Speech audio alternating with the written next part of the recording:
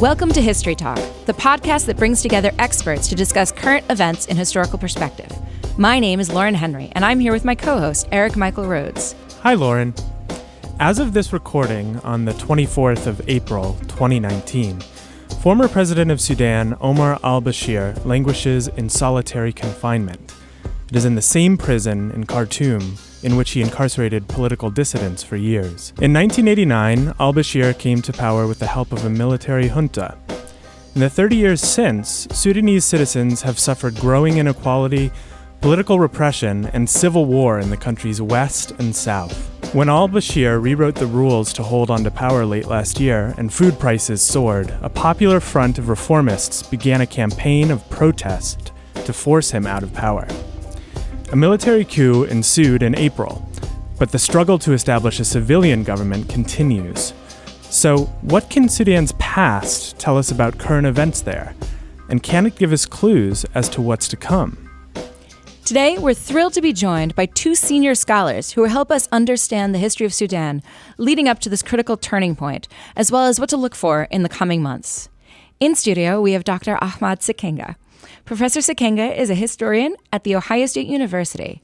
His research focuses on urban and socioeconomic history in Africa, specifically Sudan and the neighboring regions, in which he has published several monographs. Thank you so much for being with us today, Professor. Thank you for having me, and thank you for organizing this event. And joining us remotely from Chicago is Dr. Kim Searcy. Professor Searcy is an associate professor of history at Loyola University, Chicago, and a specialist on the Sudan. He is currently working on a new book on the history of Islam in Lusophone. Professor Searcy, thanks for coming on the show. Thank you very much. Thanks for having me. So we'll start with current events. How did the protests in Sudan begin? The protests started in December, specifically December 19th. I was in Sudan at that time. And they started in the small town of Adbara, which is about 3 hours north of Khartoum, the capital. And basically they started a response to rising food prices and costs, and as well as inflation, repression, and all sorts of things. And then very quickly they spread to other Sudanese towns, especially the capital city of Khartoum. And they started really as a protest for what they dubbed them as bread protests, but in fact very quickly turned into a major political revolution demanding the government to step down and the ouster of Bashir and the whole regime. And Dr. Searcy, what are the protesters' major criticisms of the now deposed President Omar al-Bashir and his regime? The major criticisms are that the government's one that's steeped in nepotism and corruption, and then it's a kleptocracy, and then it's a government that has marginalized these regions, for example, in the west and then in the east, and then there's still an ongoing conflict in South Kordofan and then in the Blue Nile state, well, that the government seems to be not that keen on quelling or engaging in negotiations with. And then, so for example, in January, the protests moved to Darfur, and then the media here in the West has kind of turned a blind eye to Darfur, the situation in Darfur, but then that conflict is still going on. That conflict in South Kordofan is an extension or intertwined with that conflict in Darfur.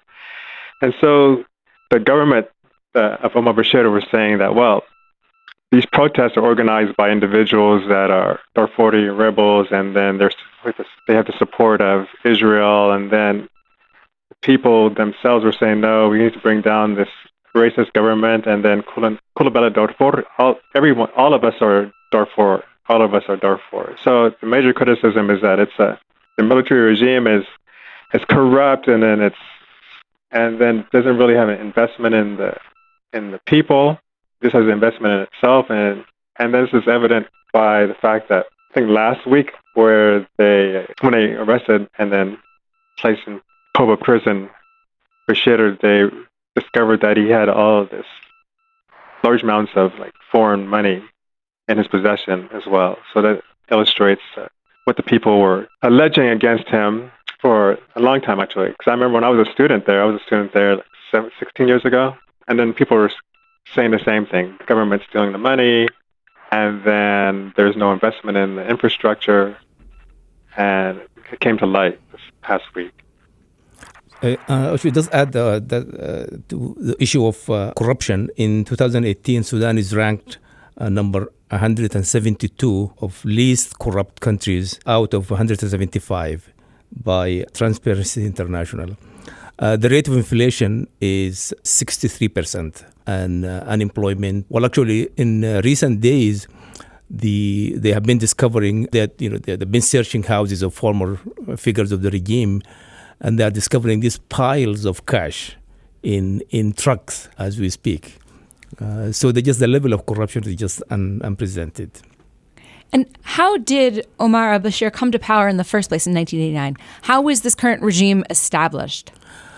He came to power through a military coup in June 30th, 1989, basically overthrowing a democratically elected government. The coup was backed by the National Islamic Front, which is the Sudanese version of the Muslim Brotherhood in Egypt, and immediately moved on to try to establish what they call the cultural project of basically establishing an Islamic state in the Sudan and transforming the Sudanese society completely in every aspect of life. Mm-hmm. Now, Dr. Sirsi, I know that you've worked on the Muslim Brotherhood in the region. Could you give us a little bit more detail on how these cultural changes came about? The cultural changes began, I think the architect of this is Hassan Turabi. And Sudan has a long history of these uprisings. So the first one was in 1964, and then the second one in 1985. And then Hassan Turabi, he was a student leader during this time period, Islamist, and then this is when his presence became known. And then there's a dichotomy that exists between the Muslim Brotherhood and Egypt and the Muslim Brotherhood in Sudan. For example, the Muslim Brotherhood in Egypt has always been marginalized by the government. But then the Muslim Brotherhood in Sudan has been able to infiltrate all levels of the government as well, the army, and then the civil service as well. So with this 1989 coup, the government alliance, the NIF, was part of the army as well. And then people began to believe that, well, Bashir was the puppet of Turabi. But then in 1999, Bashir actually removed Turabi from power as well. I think one of the questions was that how much of a role does Islam play as far as the politics of Sudan is concerned? And then the Mahdist revolt illustrates in stark relief the role that Islam played in the politics. And this is from 1885 all the way to 1898. So that's the beginning, you can say. You can say that was the beginning, perhaps, of political Islam in Sudan. But then even before that, even perhaps during the time period of first Turkey, which is from 1821 to 1885, there were revolts staged by individuals that maintained that they were the second coming of Jesus. And then this continued even after the Mahdi's death. And then during the second Turkey, which is from 1898 to 1956, the British and then the Egyptians controlled the Sudan. And then 3 decades into the British rule, there were many people that were maintaining that they were the second coming of Jesus. And then the British were the Dajjal, which was Antichrist. And then they were using religion as a way to galvanize the people. And so there's a long history as well. So the Muslim Brotherhood, perhaps you can say, is an extension of the religious activism in the Sudan. That's definitely true. And I would add also that the earlier tradition is also part of militant Islam, which happened also in West Africa, like the jihadist movements in the 19th century, Usman Dan Fodio and Al-Hajj Omar Tal and so on. Also, equally important, there's also a very strong secular and radical tradition in modern Sudanese history. So it's always been a struggle between these two extremes. And it's also important to add that the Sudanese Islam also reflects the cultural tradition of the country. I mean, before the coming of Islam in Sudan, you had the ancient civilizations of Nubia, and you also have 3 Christian kingdoms that existed in the country just before the arrival of Islam. So the way in which Sudanese Islam is really shaped by all these cultural traditions as well as Sufi Islam and so on. The most militant form has always been associated with the Muslim Brotherhood and the Islamicist movement. So for our listeners who are less familiar with Sudan's history and want to know more about the deeper history, can you give us a brief summary of Sudan's colonial past? All right, so from 1885 to 1898, the Nilotic Sudan was under control of the Mahdiya. So the Mahdiya, kind of Millenarian movement, staged by Muhammad Ahmed al-Mahdi, and then he's responsible for the overthrow of the Turco-Egyptian forces that have been occupying the Sudan, the Nilotic Sudan, since 1821. So they created the Sudanese Mahdi state in 1885. So from 1885, we have the state, right, that was created. And then, as Dr. Sekenga mentioned, the most dynamic form of Islam in Sudan is like Sufism. So Sufism is the mystical aspect of Islam. What the Mahdi did was essentially create this kind of super Sufi order and then outlawed all these other Sufi orders. The Sudanese Mahdi state was conquered by the combined forces of the United Kingdom and Egypt in 1898.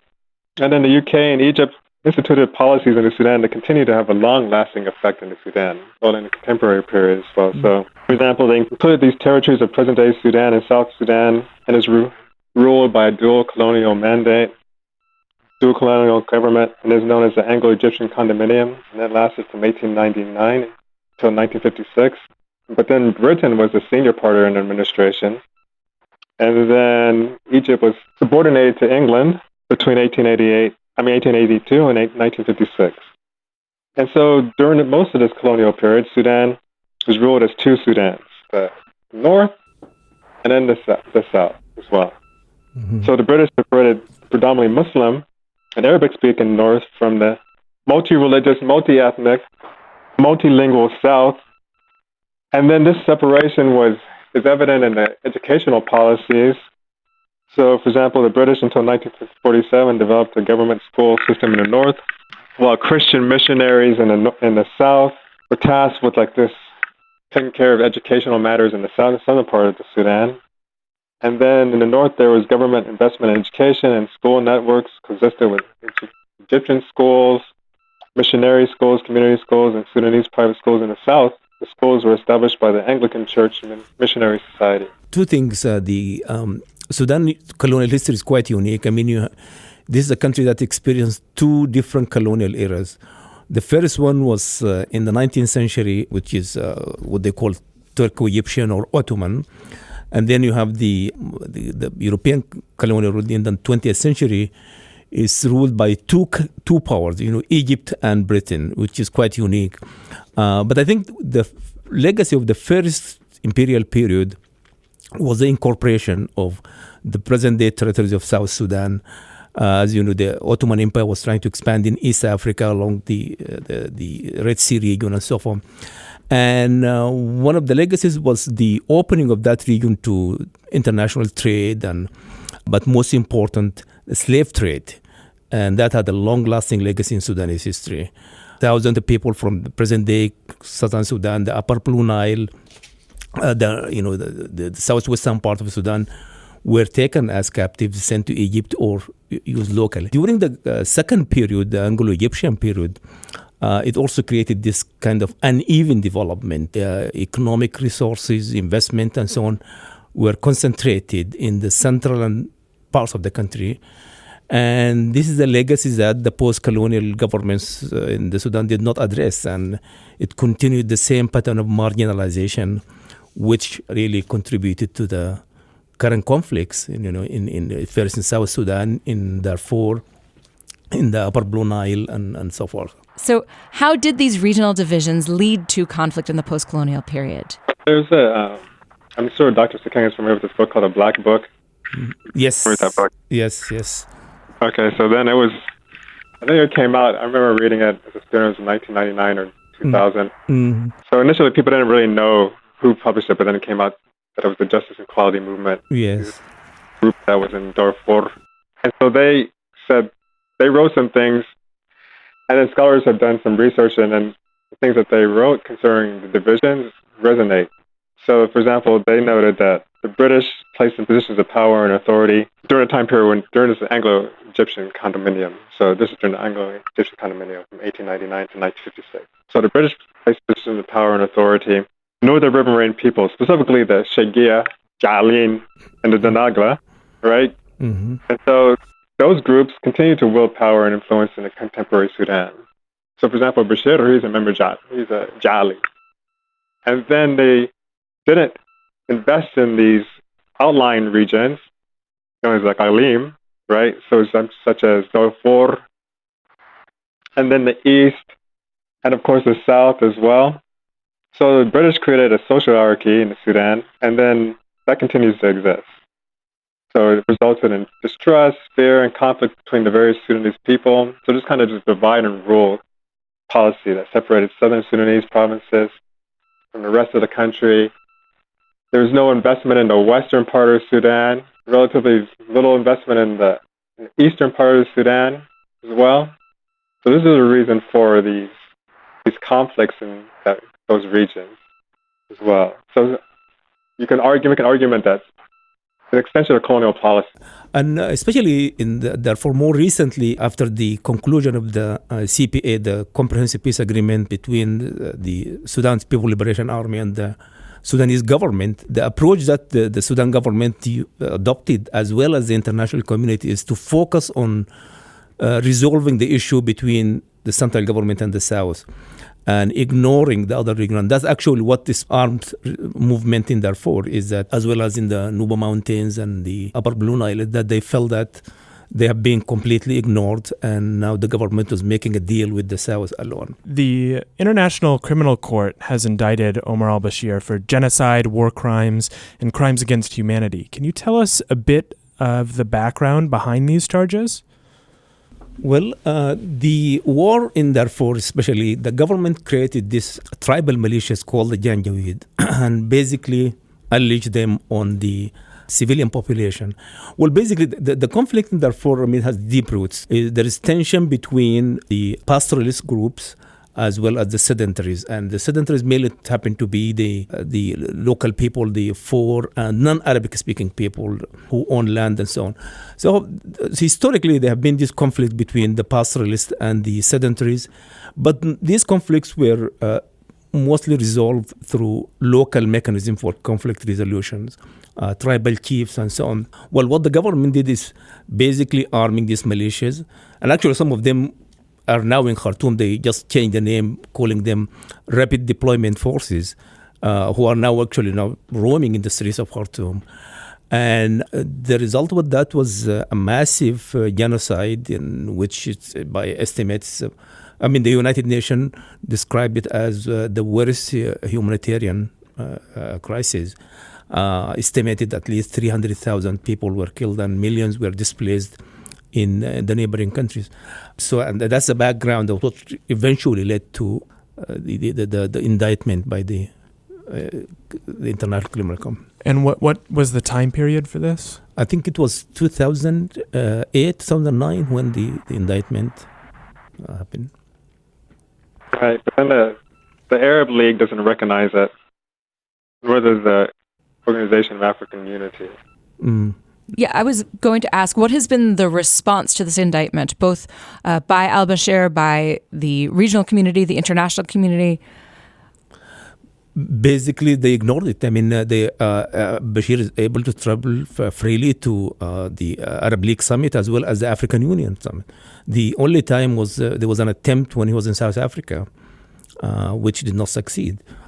So basically, and actually, you could see that even now the African Union was also trying to play a very dubious role in the current crisis in terms of, we will talk about that later, but in terms of supporting the current military council. Protesters are demanding immediate hand of power to civilians. Right, so then the outcome it doesn't seem that those indictments are going to have any kind of resonance for him being brought to the Prague or so. So some scholars were writing that the reason why he held on for such a long time in the midst of these protests, because in the protests in the past, for example, 1964, the Aboud was able to voluntarily step down from power after 5 days of protests. And then Jafar Numeri didn't wait 3 or 4 months. He was out of the country, but then some scholars writing about Bashir were noting that the reason why he's jealously holding on to power for such a long time period in the midst of these protests was because he was afraid of being arrested for these war crimes. However, it doesn't seem that there's going to be any kind of manifestation or he's going to be brought to trial for these. That's just my opinion. Mm. Yeah, I think, I think the last few days, members of the military council, vowed that they are not going to hand him over. But he, at the same time, he committed so many other crimes that if he could be tried in the country if things really were carried through. Mm-hmm. Now, Dr. Sirsi, you mentioned these popular protests in the past, and Dr. Sekenga, I believe you alluded to them as well. What has been the role of popular protest in political change in Sudan's history? They've had a long history with these popular protests, and then what was really interesting is that I remember I was in Egypt in 2013, and the Egyptians were beside themselves with joy because they were just boasting about how they were the only country in the Arab world that was able to overthrow a military regime with popular protests, using popular protests. And so I had to tell them that this is not the case. There's 2 occasions where the Sudanese did the same as well. So then they overthrew the military regime in 1964, and then there was parliamentary elections, and there's a democratic elected government that ensued, and then again in 1985 as well. So this is when Saad al-Mahdi became the prime minister, the head of state, 1985. So they didn't rule that long, but then it was a democratically elected government. Then the army stepped in and took over power in 89. This is when we see Bashir taking over reins of power in 1989. There's a long history, and then they've had to, I think the background concerning those was a major issue that was the driving force for these popular overthrows of the military regimes was that there were wars waging in the south during that time period. And so people were calling for the end to these wars. And then, so economy played a role as well, but then the war, like those civil wars, the first civil war was from 1955 to 1972, and then the second one was 83 to 2005. As well. So I think those were major issues. The economy was important, but then the desire to end those wars, I think. These popular protests, whether 1964 or 1985, they were really built on a long tradition of labor organizations, trade union movement, which dates back to the 1940s. And in that regard, I think what happened in Sudan really reflects more of an African pattern because, as we know, the post-war period in Africa was a time of labor unrest across the continent from Senegal to Mombasa to Lagos, Nigeria. And these movement protests were spearheaded by transportation workers, railway workers, dock workers, and so on. And in the Sudanese case, they started in, ironically, the city of Atbara, which is where this thing started now. And what really distinguished the Sudanese labor movement was the fact that from the beginning, it was closely associated with radical leftist organizations, especially the Sudanese Communist Party, which was the second largest communist party in Africa after the South African Communist Party. And I know you went to, there's a question about the role of women. It was during that time, the 1940s, that you also have the rise of the women movement, which was also linked to the leftist organizations. The first Sudanese woman to be elected to parliament in late 1960s. So this is based on that tradition that you have this, even I would say the current protests. So they have this rich experience in terms of mobilization, rolling strikes, and so forth. Given this long democratic tradition among the Sudanese populace, how did Omar al-Bashir suppress these proclivities after 1989? What was life like in Sudan for the average citizen, or let's say the political dissident? Okay, well, the regime came with an ideological project, basically what they call the cultural project, and establishing an Islamic State. It started by purging the civil service, the army, the police, and all institutions that are considered, in their view, secular. And at the same time, it really established a reign of terror that never happened in modern Sudanese history. Maybe the only comparison may be Ethiopia under the Derg, the Mengistu Haile Mariam. So it started by severe repression, establishing what they call ghost houses where people were tortured, assassinations, murder, and so on. So the result is that you have thousands of Sudanese who lost their jobs and they had to leave the country.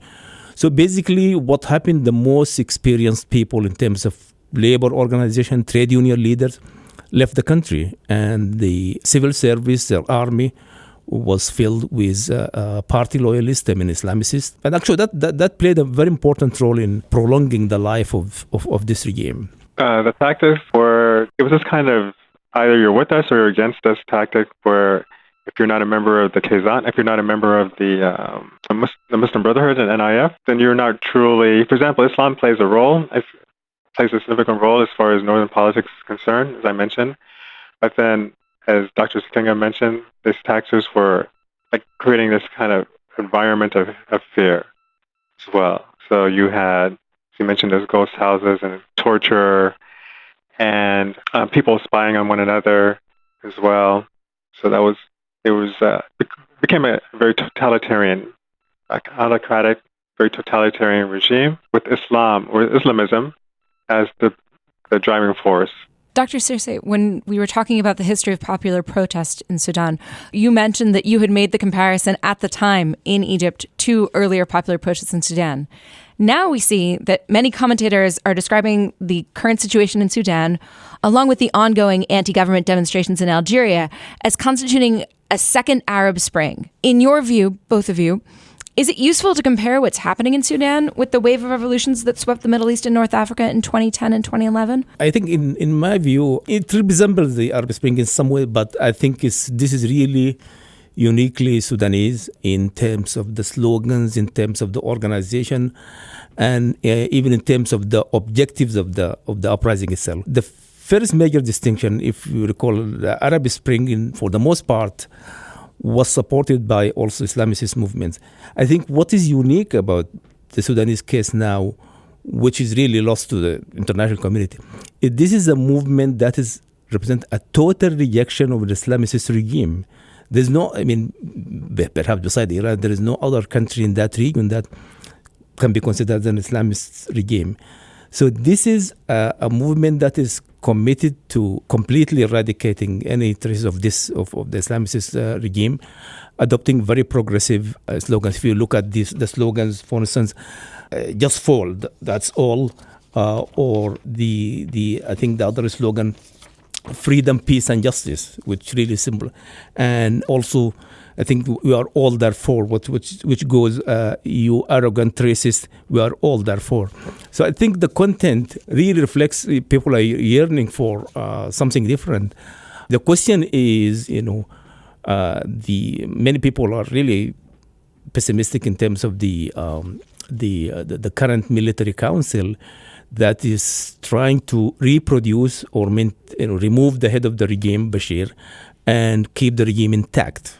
As we speak, actually, regional powers are also playing a very direct role. You have, these camps, United Arab Emirates, Saudi Arabia, and Egypt, basically trying to prolong or support the military regime. On the other hand, you have Qatar and Turkey that exist also. They're trying to support the Islamicists. So regional politics is also playing an important role in what is going on now. All right, and there's also a major difference because, for example, in Sudan, unlike I follow Egypt, actually, then the Egyptian revolution, the army in Egypt essentially is an army that is emancipated from society. So, whereas the army in Sudan is not. So, they're members of the army in Sudan. It's not unified, that's what I meant. That's what I mean. For example, the army in Egypt, there's not that much dissent within the rank.